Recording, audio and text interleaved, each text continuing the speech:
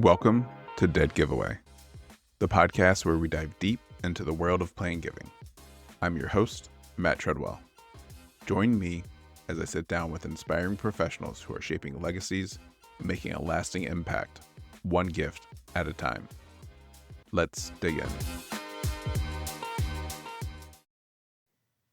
Welcome to part 2 of my conversation with Eileen Heisman. In part 1, Eileen Heisman walked us through her time getting into plan giving and her rise to the position of CEO of National Philanthropic Trust. We talked about that first gift that changed the trajectory of NPT. Join us as we continue our conversation. I guess there's a lot that I want to go back to. So first, you said you cold called Pitcairn, you cold called this attorney. What was the driving factors for you to make you say, you know what, I'm going to cold call these people and see what we can do? I have a high degree of curiosity, but just as much a level of ambition that is focused on making the world a better place as opposed to making a lot of money. Like that, like I never had an aspiration to go into the private sector and make a lot of money. I never even thought about it, which is hard to believe, but I wanted my parents, neither of my parents did the work that they wanted to do. My mother wanted to be a doctor, and my father told her that women didn't become doctors. And my father wanted to work in politics and had a job offer. And my grandmother told him that that wasn't a reputable job for somebody of his, ilk and stature, which is pretty amazing. And so then, and he ended up becoming an eye doctor. And so neither of my parents got to do what they wanted to do. So they really imbued in me to find something that I really love to do and to do it well and work really hard at it. That was the message I got. And and so I was drawn to making the world a better place from a really young age. And I did it in politics and then philanthropy. But I also was ambitious. I thought that I wanted a bigger stage, not for me personally, but I wanted to do it on a big stage and a big scale. And not in, the word psychotic in the mental health world means out of touch with reality. I don't think I was out of touch with reality. And I didn't know how I would do that. And I also realized that I might not ever do it. I might have my whole life be frustrated that I didn't have a chance. And then I thought, well, I could work for a university, like be in the plane giving, work with wealthy. I thought I could figure out other ways to do it if I had to. And I would have, I could have, I'm sure I would have. But I fell in love with community foundation model and I love plan giving. And when I got to NPT and I saw that those things could blend, and NPT was national right from the start, I felt like if I was ever going to have my chance, this was it. But I better be really smart about the use of my time and who I was going to call and talk to. And so I took all my research from the Philadelphia Foundation days and I deployed it really methodically. I rewrote my entire plan to be national about who I was going to call, the opinion leaders that I needed to call to introduce what NPT was going to be about. And this woman was on that list. Well, her category was on the list. Her name wasn't because she was sort of emerging. Fast forward when I had my goodbye party at NPT, she was retired by then. I invited her and she said yes. And I sat her at the table next to me and I talked about my speech, my going away speech. I talked about what an important person she was to the beginning of NPT. And she said to me later, you and I had the same vision. She actually said that to me. I didn't know that. I always thought I was just pitching this idea of this new public charity, but she thought that donor advised funds and a national flexible entity would be a good working solution in the marketplace. And the fact that I got to her early on and I was representing this entity that was really close to what she thought was going to work. And she called me 6 months later to say I had a gift. You know, that was not, there wasn't a coincidence there because she was a targeted type of individual for me to talk to. So that part was strategic. The phone call of me calling her was I have enough interest and ability to explain things and talk about things I'm passionate about in respectable ways. And so I was lucky she took the call. She didn't have to. But I learned later, and I think it was a smart comment somebody made to me. They said, these attorneys who work on estate planning, especially on the charitable side, they always want to know if there's any new tools in their toolbox. So the fact that these attorneys were taking your calls and allowing you to present to them, and sometimes to whole groups, whole departments, when NPT was young, is that they wanted to know what tools were there that they could offer their clients. And you were adding a service that hadn't been around. So that really dovetailed well. I didn't think of it at the time. And it's interesting. I don't have the chutzpah to make cold calls every day. I said I like I'm really good in the morning. My energy's high in the morning, and I have a lot of ability to kind of, keep, do things that are kind of more aggressive, ambitious. But if you get me at between 3 and 5 in the afternoon, I never make phone calls. I only do it 1 o'clock. And when I'm in my, 8 o'clock to 1 o'clock zone, I have the ability to do those, but not even every day. I'd say a third of the time I have that chutzpah in me, and the other two-thirds, I either have to do administrative things, talk about scaling, work on the budget, the other things. But that is in me to do. And I cold called the dean at Penn when I said I wanted to teach about philanthropy and fundraising, and he didn't call me back. I called him 3 times before he called me back. But I had this idea that it took me about 12 years to put together all the parts of fundraising and philanthropy that I needed to know to do my job well. And it would be great if I could train graduate students who wanted to go in the nonprofit sector how to do it. And it wasn't going to take them 12 years. And so I really, really had a great interest in distilling what I had learned. And when I finally got to pitch him after my 3 cold calls, he right away said, "Yeah, we'd love to have you teach." And that was 20 years ago. I mean, I've been teaching for 20 years at University of Pennsylvania. And so my willingness to make cold calls has just been a great benefit to me. And this is way before emails. I don't think emails have the same impact, actually. A cold email can easily fall to the bottom of somebody's inbox, but a phone call, is not so fast to do that. There's so much. This is all so fascinating. I was really curious. What made you want to have these 8 SOs ready to go in case you needed them? Was there something that you saw that I had 4. I had 4. That's a great question. That's a really important question. I wanted to back to that principle is make it easy as possible for the donors to give.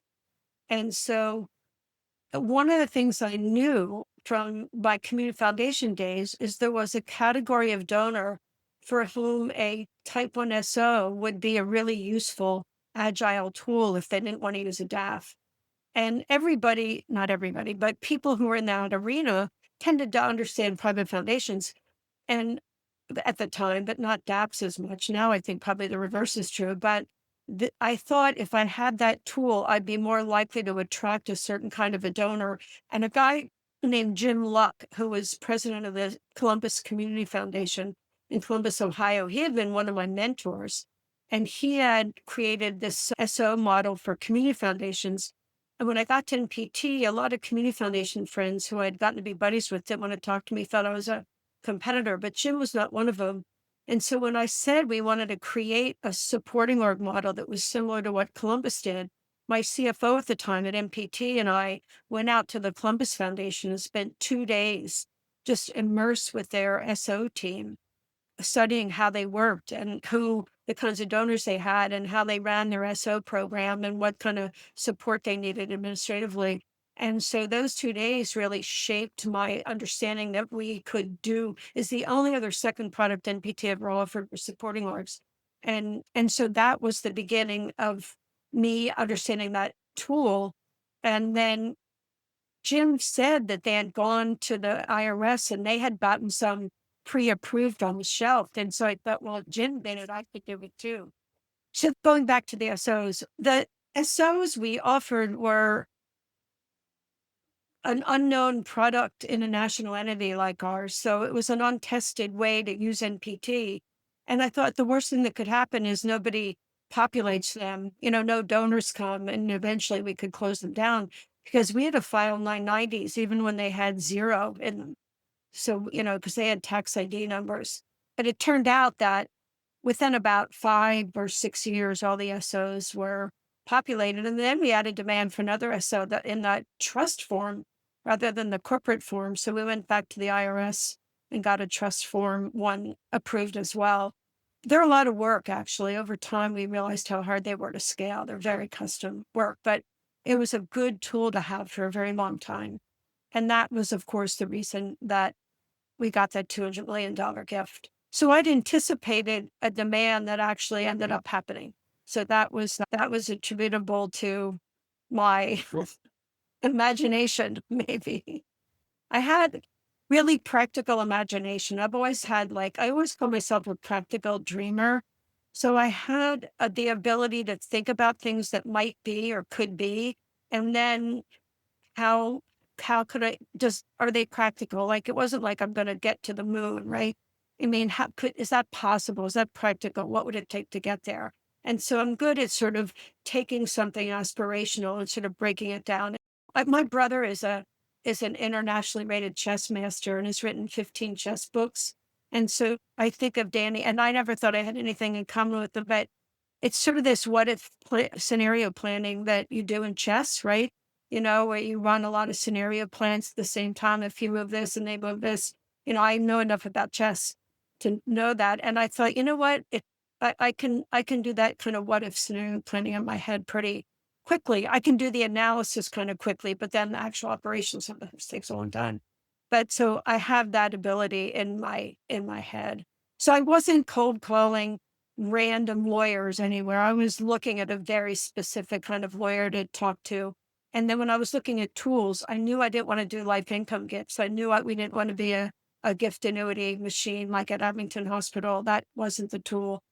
But I did know that this other tool of SOs was something that community foundations had used, and it was possible that we would use them too. That's really cool. The whole chess master brother is also a whole nother tangent that would be interesting, but got to keep going. Let's talk about the evolution of DAFs, because you said that when you were getting in, they were just brand new. You created one of the templates for lawyers to use because there wasn't anything. You've been part of the evolution of DAFs. So how has that change been from your point of view? The change in many ways mirrors the changes in the financial services world. So, it's a very transactional tool. Money's coming in and money's going out all the time. It's invested inside the DAFs in most programs. And you have to open them, you have to fund them, you have to name them, you have to manage them. And so it used to be that all those things were done by hand, and, that DAFs resembled trusts. They looked and felt like a trust. They were sort of sleepy.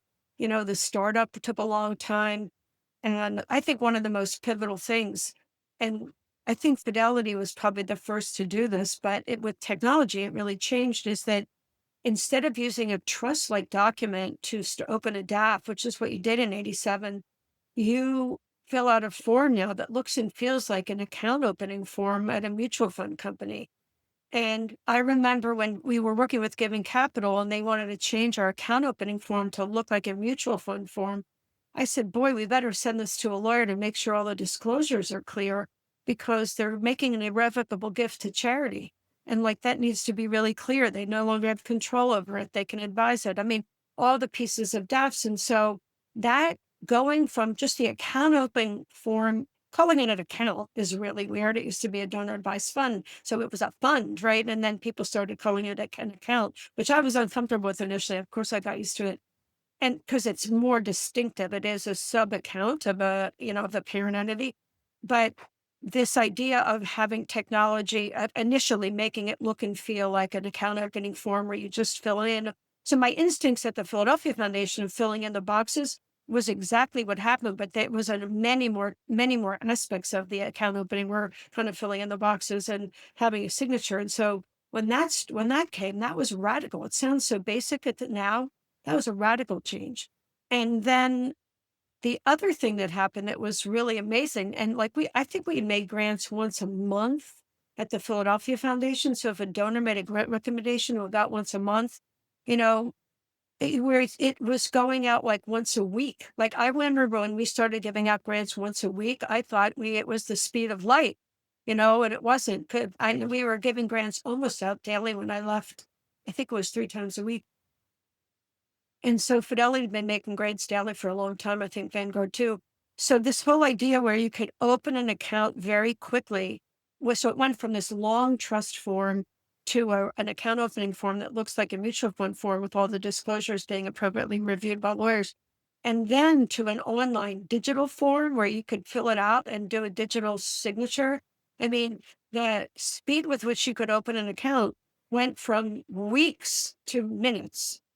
And then the ability to make a grant recommendation. It used to be people would fill out a form and they would fax it to you, right? And then somebody would have to enter it. And then, or if they write it in an email and you say you can't write it in an email, you have to fill in a form, right? And then end up being, and now, I mean, you could take a picture with your phone. But in addition, the account opening form went online, the grant recommendation went online. And then you could look at your account online almost real time and see, how much money is in it, how many grants you've made, where have the grants gone to. So you can see your grant history all the time. When you had your letter that affirmed that you made a gift to your donor advised fund account, all that was paper. Now it comes in digitally. So all the pieces of what it takes to do it went from many days to a month down to, hours and minutes. When I left, we had done the PayPal grant. We had a grant program with PayPal. And sometimes the grants could get to the recipient charities if they had an appropriate account inside PayPal, within an hour, versus a month. Think about that, a month to an hour. And all the and I, charities are latecomers to technology often because we have less access to capital to build things. And so, all the technology that is used in the financial services world that DAFs could use eventually have migrated into the DAF world. And, the investment options, you can reallocate, make suggestions for reallocation subject to the guidelines of the owners of the DAF.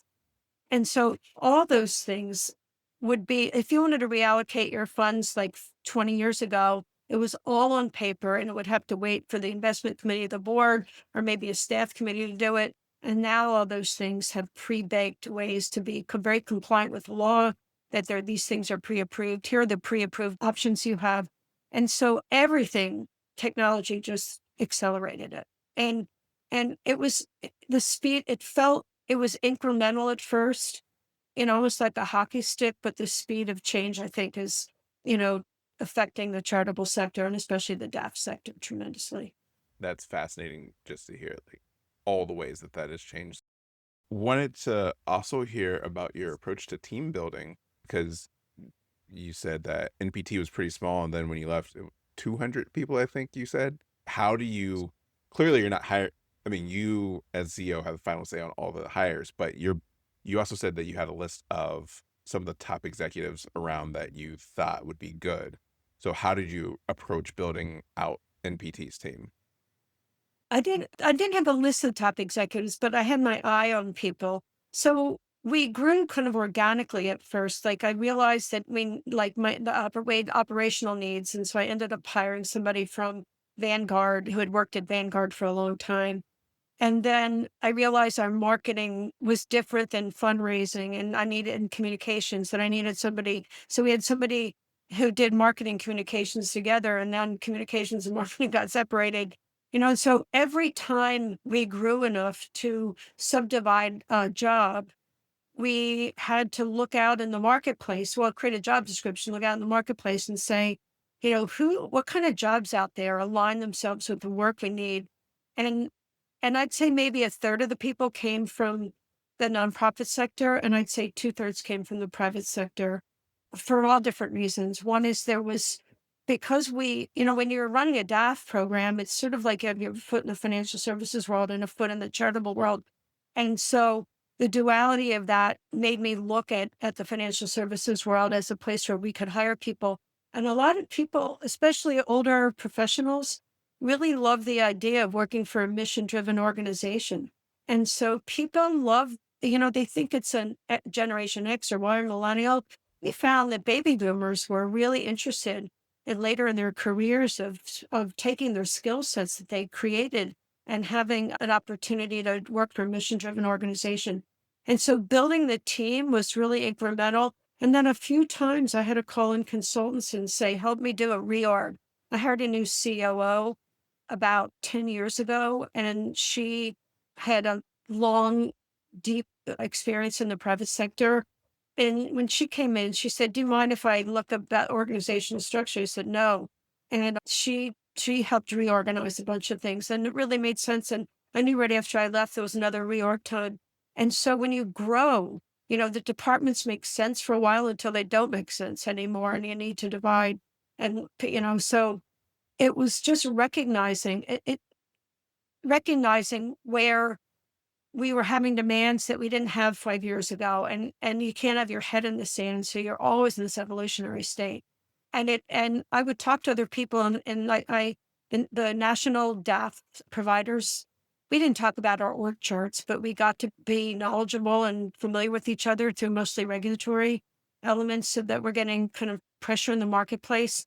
And so, I would say, how many people do you have in your investment team, just as a question, and realizing, those were good benchmarks for me, and the big community foundations as well.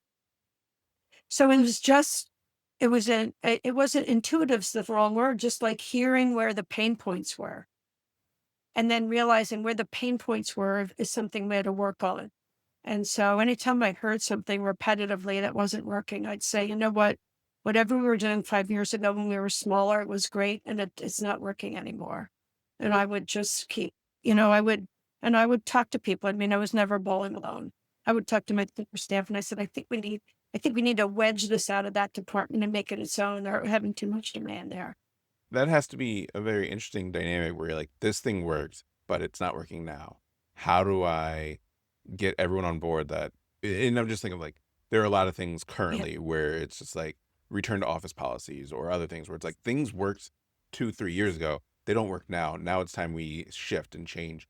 How do you go about implementing those changes and making sure everyone's on board with those changes? So I end up usually talking to my close in senior team. And if I knew it was going to affect a certain department a lot, I would kind of bring that person in or two people in. And then once we had some agreement and understanding, and I would often get them to help me shape what was going to happen. So the first thing I had to do is hopefully get them to recognize that we're having an issue and we need to figure it out in a more creative, thoughtful way. And then to enlist their help in doing it. So I wasn't just taking a model and saying, this is what we have to do. So I would join the team, and then I would join the close in people first, and then kind of open up to what we were thinking about, and often get input from other people. And I tried to minimize, the kind of political drama that happens when you're moving deck chairs around by involving people who are going to be affected by it. And did I do it perfectly all the time? No, but it was really, I tried to involve them in the solution, and I helped them understand that I think this is a problem, and then I involve them in the solution.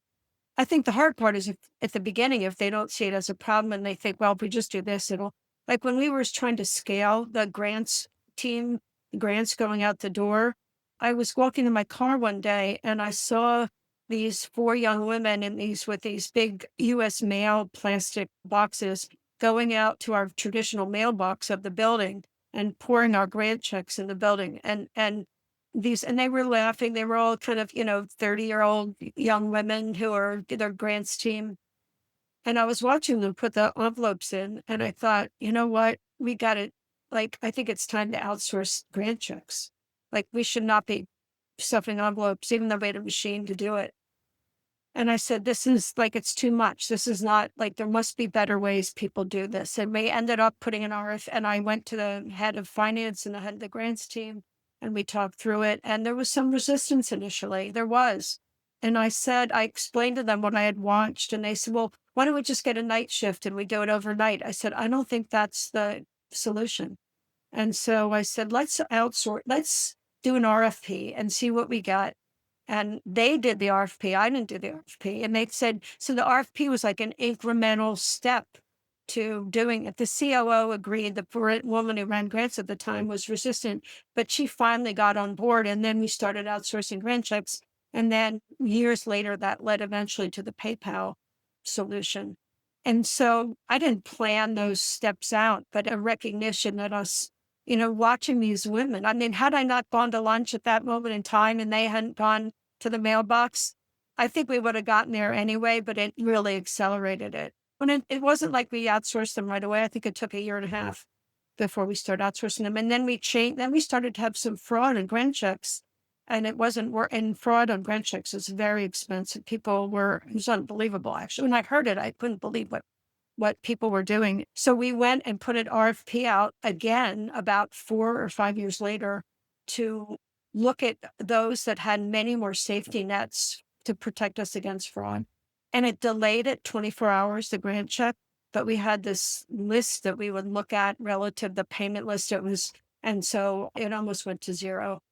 It probably went to zero actually for a while. I think we've had some unusual things. Interestingly enough, in grant check cashing fraud, which of course you don't get in PayPal, right? Because the money goes right in there. It's the cashiers at banks, the old fashioned cashiers at banks that actually recognize a beginning of a fraudulent transaction, Wow. which was Yeah, never would have guessed that. how did this get caught? I would often ask that question because I was like, where in the process? And they said the cashier noticed they thought something was weird. And so something I'm thinking is you were head of NPT, and this also goes back to something you mentioned before we hit record. You were head of NPT at a time when there weren't many female CEOs at all. So what were some of those challenges?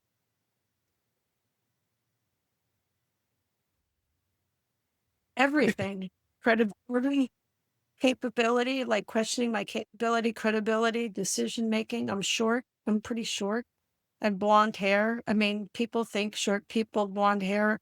If I was really tall, and often thought I would have more credibility, but that there, I'd never been a CEO before.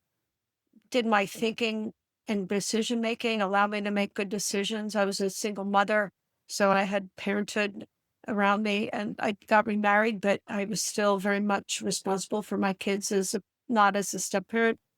And so being believable in the marketplace, especially when in the financial services world, is being a credible, believable leader to people who want to either be a donor or be a partner, financial service partner, to make sure that when I said we're going to do something, we would do it with that credible promises, service promises, my own integrity, everything you can imagine. And there weren't role models. There weren't. The first woman CEO of Fidelity was out there, Jamie Jaffe. And I'm not sure that she wasn't that well known. I recognized her because I thought, wow, that's great that they have a woman in that role. And Fidelity's had many women running their charity, their deaf program. But I was really aware that I had these handicaps from the view of the world. I didn't feel like I had handicaps internally in my head. I didn't question my ability to make decisions or to triage my time or to recognize what I wasn't good at. And knowing, like, I knew that if I ever was a CEO, then I would need really good chief financial officer support around me. And I did. I really went out of my way because I am not a spreadsheet person. And I had never done a budget of the whole organization, and I had great people around me to support me. And by the end, the CFOs would laugh at me, and I guess I had 5 or something. They'd say, "I mean, you know a lot more about this than accounting and budgeting than you pretend you know." But I was always worried because I just thought it wasn't my strong suit. I didn't study it. But the board said to me at one point, you know a lot about charitable giving and plain giving, but you should know more about business principles. And so they said, find a program. So I found the Wharton Fellows program, and they had a scholarship, and they usually split it between 2 people. And NPT was small, it was the year 2001, 2002. And they ended up giving me the entire scholarship because I said, if you don't give me the entire scholarship, won't be able to afford to go because we had no educational opportunity, money for me to do that. I think it was $36,000 was a lot of money at the time. And and so I became a Wharton Fellow, and I spent a whole year studying sort of business principles, scaling, so that was a really, really great guidepost for the board. I was really my honor, my integrity was like, if we have a service promise, we have to deliver. If we say we're going to do something, we have to do it. If we say we're honest and transparent, then we have to be that way. It was like taking these basic principles of how I wanted this business to be conducted and making sure they were getting realized. And there was a lot of times I did double and triple checks on things about how our materials looked and what we said we were going to do and could we really do it, and it was really important to me. And I tried to stand behind it. And also, if something went wrong, you own it, you apologize, you acknowledge it, and then you see whatever you can do internally to make sure it doesn't happen again. And everybody on the staff knew that if something went wrong, we never ducked, we never hid. We acknowledged it. We whatever we had to do to make it right or to improve what, and then we looked at institutionally what we needed to do to make sure that event never happened again. The important thing about mistakes to everybody is what we learn from them. Let's not, it's not, we made a mistake. So we made a mistake. Let's learn from it. And it said, I don't want to hear from our clients or donors or our partners, something's wrong. I need to hear internally from one of you that there's been a hiccup. And then I need you to explain to me what the hiccup is, because I would answer my own phone. And if somebody called me, I didn't want to hear something from our outside constituents that something went wrong. I wanted to hear from an internal colleague. So they had to come in and say something happened. And I would just say, yeah, what happened? Because when you're embarking in a profession, it's a lot of transactions and things happen. People get, things happen. So let's figure it out. Yeah. So who would you lean on during this time? And I know we're almost out of time, but who would you lean Yeah. on to like help you as a support? I'm like mentors or whatnot. So I had some board chairs over the years that I just loved. There was a woman who had been at Intel who I just loved, and she's deceased now. And then not every board chair, but there were board chairs that were really helpful, or people on the committees. There was a lawyer from Mulkey Farr in New York who I just loved. The lawyer involved in that large supporting org gift was somebody who was really supportive. I had a bunch towards the end, a bunch of private equity people on the board. They were really interesting to have as mentors. I'd never really looked at the world through a lens like that. My in-house counsel was a great supporter, and I had COOs over the years that were I could really depend on. And it was like if it was a very industry specific thing, I would try to find somebody in that industry. And then whenever I was looking for expertise, I never said like who's the best person in Philadelphia. I would say who's the best person nationally, and I would figure out. And if I met somebody at a conference and I thought they had expertise, and I would find my way and say, can I bounce an idea off of you or something? So I always was kind of looking out in the world about people who either like apps, like NPT, like me. And if I had something in their zone that I needed help on, I would call on them. And so I had a wide range of people, paid, unpaid, who would help me in internal and external, board, non-board. I looked at their character, I looked at their knowledge, I looked at their breadth of kind of humanity. I looked at their ability to be a thought partner. I wasn't good when people really didactically told me what I should do, but I was really good when somebody would be a thought partner with me and let me like churn out here's what the issue is. I'm trying to figure this out. I've thought of these three things. I've talked to a couple of people. This is what I'm weighing. What do you think? Have you ever done anything like this? And so I would love when people on the other side of those conversations had a breadth of knowledge and experience. And if they knew me well enough, they knew that like I don't get into arguments easily or at all. I'm pretty calm, but I love that problem solving churn. Like I love that collaborative problem solving churn. And I'm really quick. Like if somebody comes up with a better idea, I'm like, wow, no, that works. I had this idea, but that is better. And so I love that part of the job where I could like think about things differently. And I wasn't shy about reaching out to people. And it's a lonely job to be a CEO. And so having a lot of really good people around you for all these things is really important. But at the end of the day, it was my decision. But it was often, and if I couldn't make a decision, I would often realize that I didn't have enough information and I needed to pause. I needed to get a good night's sleep or something. When I really couldn't come to closure, I needed more information. I was like, there was something that wasn't working in my information processing, and I needed to I needed to pause. And I did. I learned to trust that in my and I wasn't shy. And there were some things that were confidential where I really couldn't go outside the organization, but I liked the collaborative nature. And when I left NPT in 2024, I have a resolution and I can see it's on the wall here of my three compatriots at the other national programs, like thanking me for my collaboration and my willingness to kind of work together. I didn't want to bowl alone, and I liked the camaraderie of talking with my other national CEOs, and then also some community foundation CEOs. I got to be re-befriended. So I wanted to be part of a community. Okay. So last question I ask everyone for the podcast is, who in your phone would you like to hear on this podcast? Oh, okay. On the planned giving world or in any topic, Any world. any world. Oh, wow, that's really an amazing question. There's a woman that used to work at the organization in San Francisco that aggregated approvals for foreign grants around the world, and she works at Davos now, and I'll remember her name. But she and a guy, she Tomlinson. You know what? I'm gonna get their names and I'll send them to you. They were talking about using blockchain to move money in the charitable world, and I feel like it's a really ripe topic, and I would love to have people learn more about what that means.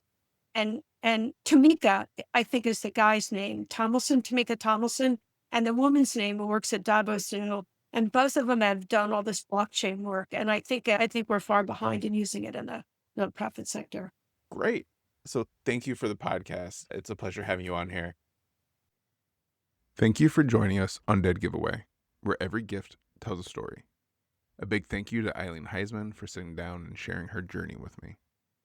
Join us next month when we sit down with Paul Casperson, founder of Planned Giving Interactive. None of this would be possible without my amazing producer, Jessica Hall, and the support of the entire National Association of Charitable Gift Planners staff.